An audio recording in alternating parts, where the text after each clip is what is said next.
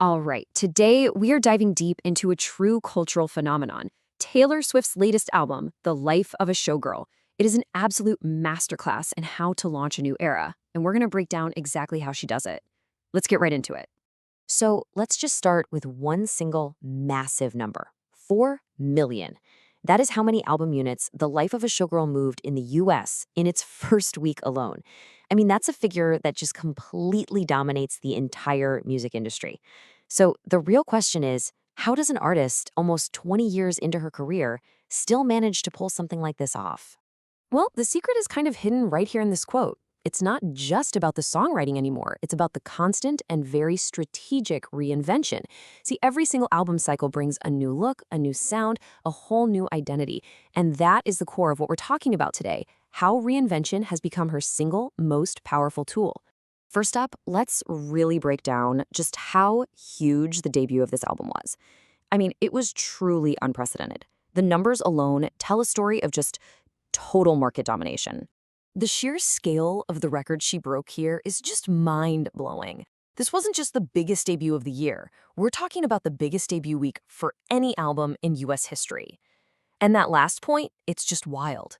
Taking over the entire top 12 spots on the Hot 100, that's not a launch, that is a complete and total takeover. And this wasn't just some flash in the pan either. The lead single, The Fate of Ophelia, just sat at #1 for 10 straight weeks. That kind of staying power proves this album connected way beyond her core fan base. It really became a true cultural moment. So, what really defines this new Showgirl era? Every Swift era has its own unique identity, and this one is built around a very, very specific look and sound. And it all starts with a signature color. And this isn't just any orange, right? It's Portofino orange. The name itself just makes you think of glamour and luxury. And the official description, translucent orange with gold glitter, is so precise. This kind of meticulous branding is absolutely crucial for creating this immersive, collectible world for her fans to step into. So what does this new era actually sound like? Well, it's this really great blend of pop and soft rock. It's a pretty big pivot from the quieter, acoustic indie folk of Folklore and Evermore, and it's also a definite recalibration from the glossy, 80s-inspired synth-pop of Midnights.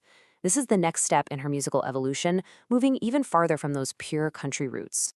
And this right here brings us to the very heart of her strategy. A success on this level is no accident. It is the result of a career built on these really calculated and just brilliantly executed reinventions. You can literally map out her major transformations on a timeline.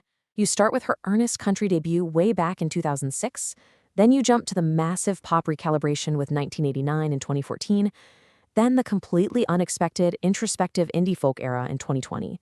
And now, here we are in 2025, and she's done it again, reinventing herself as a pop and soft rock showgirl. Each era is a complete, distinct artistic statement. Let's make this even more obvious. Think about her early sound. It was all about country instruments, right? Banjo, fiddle, that slight vocal twang. Fast forward to today, and it's a completely different story. We're talking polished pop and rock production, more versatile vocals, and all these electronic influences. The musical DNA has totally transformed. And the main takeaway here is that none of this is by chance. Her big shift to pop, for instance, was described at the time as a recalibration of her artistic identity. This wasn't just a creative whim, it was a major strategic move to evolve, to grow her audience, and to stay relevant in an industry that moves at lightning speed. But look, a new sound and a signature color are only part of the equation. To really truly sell an era, you need a whole compelling visual world. And this is where Taylor Swift's creative control becomes, well, absolute. Just take a look at the credits for the music video for Opalite, which is one of the album's huge standout tracks. The director? Yep, Taylor Swift. She's not just the star in front of the camera, she is the creative force behind it. And when we say she's involved, we mean completely. She develops the concepts herself, she directs the entire process on set, and she produces it all through her own company. This is what complete creative control looks like. She's literally the architect of her own visual world. So why is this so important? Well, because that level of control is what allows for such effective world building. The visuals, the music, the branding, it all comes from one single cohesive vision. And that's what makes each era feel so immersive and so completely realized for the fans. At the end of the day, this quote from the Grammy Awards just captures her strategy perfectly. Her refusal to be boxed into a single genre is the absolute key to her long-term success. She's a master of transformation, and The Life of a Showgirl might just be her most dazzling reinvention yet. Which, of course, leaves us with one final, fascinating question.